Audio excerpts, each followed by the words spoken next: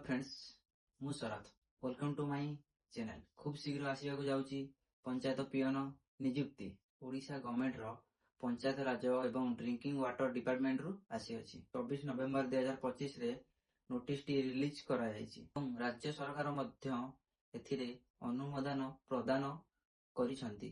आज मु एहार full details नेकी आसीछि आपनक पाखकु, तेणु वीडियो को स्किप न करी शेष जाए निश्चय देखंतु। खूब शीघ्र पंचायत पियन नियुक्ति को अणाजिवो।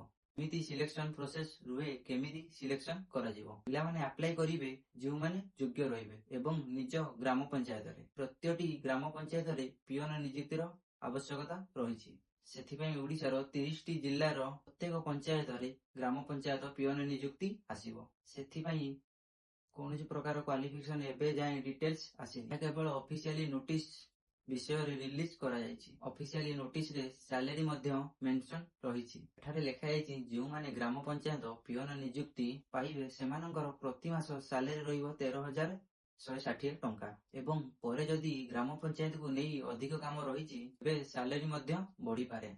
काम को देखिकी सैलरी मध्य कमी पारे। एहा ऑफिशियल नोटिस रे मेंशन रहिछि। पंचायत राज एवं ड्रिंकिंग वाटर डिपार्टमेंट रो ग्राम पंचायत पियन को नहीं शॉर्ट नोटिफिकेशन रही। एबे जाए वैकेंसी केबे आसीबो, केतोटी वैकेंसी आसीबो एहार डिटेल्स आसीनी। आगो को गाइडलाइन मध्य आसीबो। जेते बेले जहां भी अपडेट आसीबो मु आपण माननकु निहाती जणैबी। ऑफिशियली नोटिस रे जहां भी थिला मु आपण माननकु जणै देली। थिला पंचायत पियन नियुक्तिर डिटेल्स। ई वीडियोटी भलो लागितिले लाइक एवं सब्सक्राइब करियाकू भूलिबेनी।